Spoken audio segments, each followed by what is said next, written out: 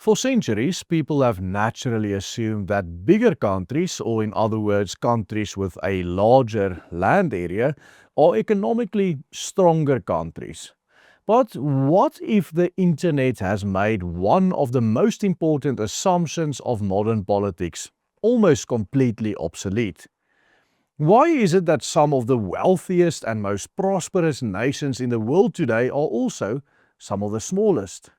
The reality is that countries such as Estonia and Singapore are absolutely tiny when compared to the land mass of South Africa. Yet, today, their citizens are several times wealthier on average than South Africans. Yet, this was not always the case, of course. Within living memory, of course, South Africa was far richer than both. In the age of railways, ports, and telegraphs, size was often regarded as a prerequisite for prosperity in a country. In the digital age, however, that assumption is becoming increasingly outdated. Ever since the start of the so-called Rainbow Project in South Africa, which was of course aimed at amalgamating all the peoples of this country into a single so-called nation, there have been those who wanted to break away from this country. One community has successfully done so, named Walvis Bay, which of course used to be a municipality of the Cape Province, but then seceded from South Africa in 1994. Just weeks before the ANC came to power. Likewise, the Zulus in KwaZulu-Natal have always been extremely reluctant when it comes to buying into the idea of a unified South African nation, which is one of the reasons why KwaZulu-Natal remains today the only province in this country with an expressly ethnic name tied to the people of that region. Yet, whenever the idea of a new political dispensation with potentially new countries is proposed in South Africa, the argument is almost always immediately countered with the notion that any breakaway territory would never be able to survive economically on its own. Stay tuned, because in today's video I'm going to show you why this counter-argument has become completely outdated in the digital age. When Cecil John Rhodes dreamed of a British Africa stretching from Cape Town in the south to Cairo in the north in Egypt, his vision was rooted in the realities of the 19th century. He imagined a continent connected by a railway stretching all the way from the north to the south, telegraph lines, trade routes, and imperial institutions controlling all of it, and all integrated into a single political and economical system under British rule. A bigger political unit would naturally be in those times stronger, wealthier, and way more secure than smaller ones, especially on the dark and unknown continent. To understand why South Africa exists as a single political unit, we must also go back in history and try to understand the world in which it was created. The Union of South Africa did not emerge because the peoples of the southern geographical area in Africa organically merged into a single nation, such as was the case with nation states all over the world, such as in Europe and even Asia, but rather it arose from very real strategic, economic, and technological realities that shaped the political landscape of the late 19th and early 20th century, and especially with regards to the wealth of the British Empire. At the height of the British Empire, political power depended heavily on controlling as much territory as possible, transport routes as well within that territory, the mineral resources within that territory, and also the populations and nations within the territory. The imperial dream was not merely to govern isolated colonies, but to integrate vast regions of frontier into a single economic and political system.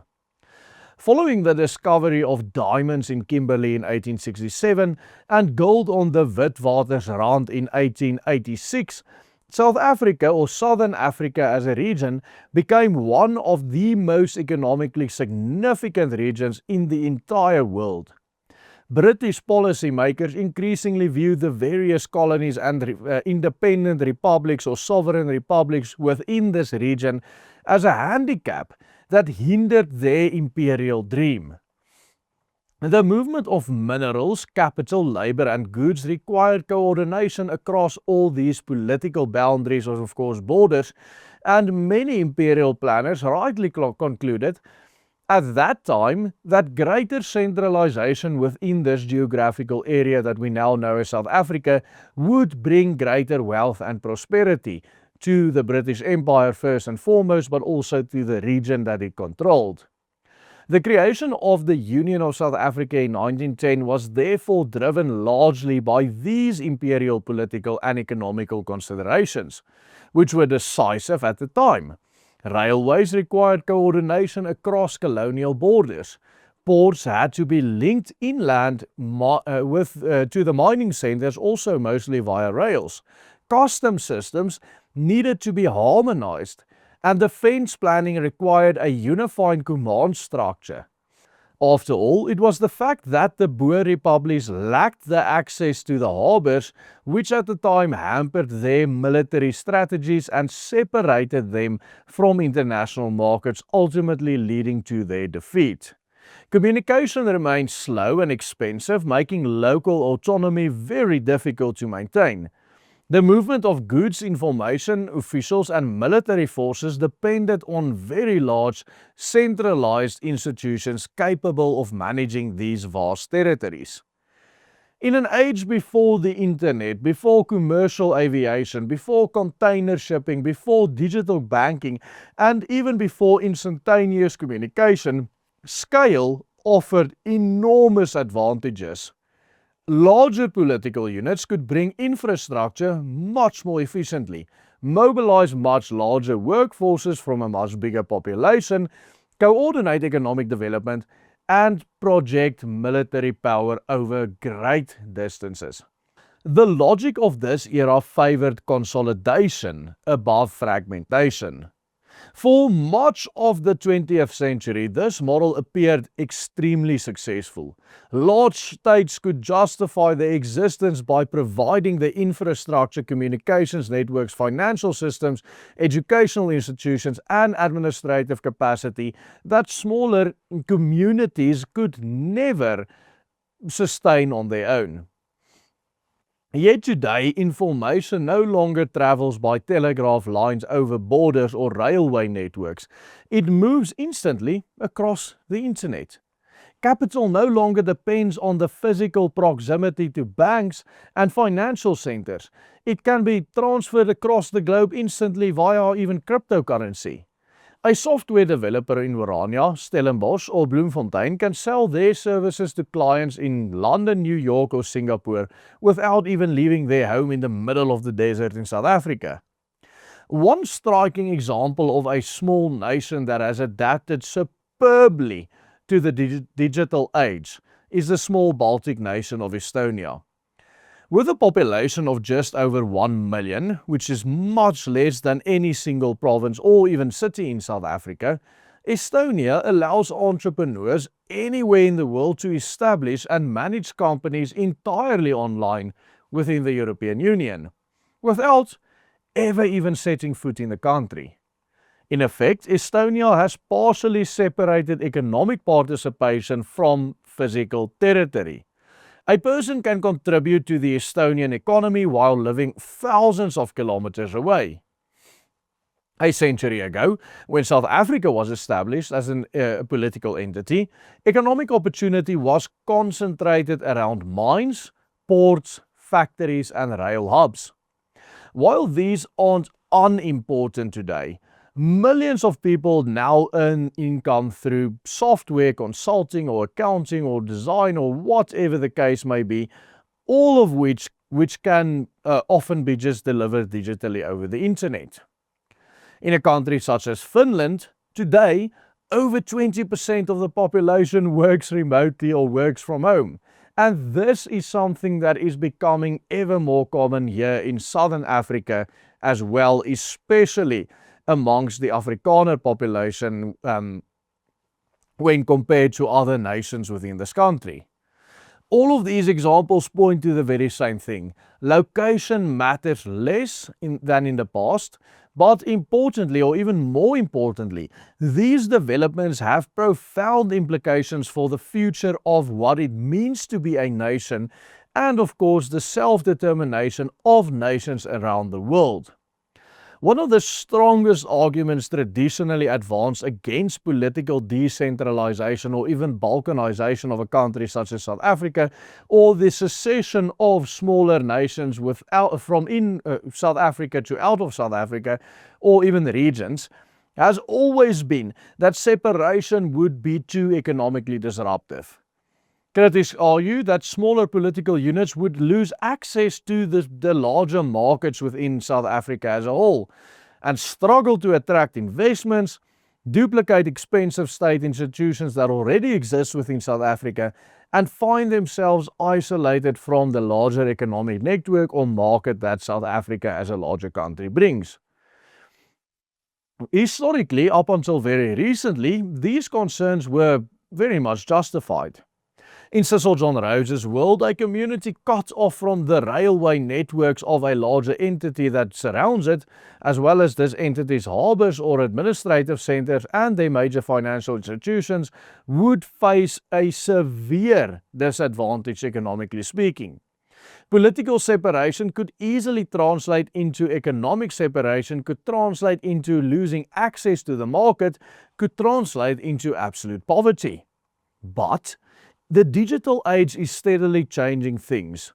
A century ago, a business in Bloemfontein depended on the railways and physical proximity to reach customers. Today, a growing share of economic activity depends primarily on whether you have an internet connection or not.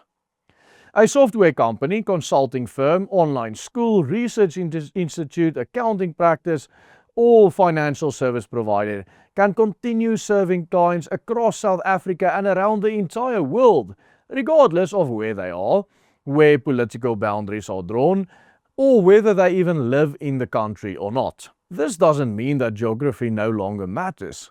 Agriculture, for example, still requires massive amounts of land. Mining still requires the physical resources within your territory. Ports, roads, and electricity grids remain very important just to even keep the internet connectivity going. But as a growing share of economic value shifts towards knowledge and services, political borders are bound to become far less economically disruptive than they used to be back in the day. As a result, the economic cost of political decentralization and of succession and even balkanization for a country like South Africa is very likely to decline over the next few years. A century ago, the separation of a region such as the Western Cape or a community such as even Orania would have been very much disruptive. And 10 years from now, that disruption that we are talking about is bound to be much smaller, if not even insignificant. The real trend of the 21st century may therefore be the gradual reversal of the process that Rhodes and the imperial planners helped set in motion. The 19th century rewarded political consolidation because technology favored massive scale. The digital age, however, increasingly rewards agility, flexibility, and connectivity through the internet. The question facing the next generation, my generation and up here in South Africa, may therefore not be whether smaller nations can survive outside large political units such as South Africa. It may very well be why they should actually remain inside them if modern technology allows them to better prosper on their own while not being dragged down by an incompetent and corrupt government such as the one we have in South Africa. In a recent video, we highlighted how the ANC's own political agenda, if it would be consistently applied, actually necessitates Cape independence or self-determination within South Africa. Check out that full analysis by clicking on this link appearing on your screen right now.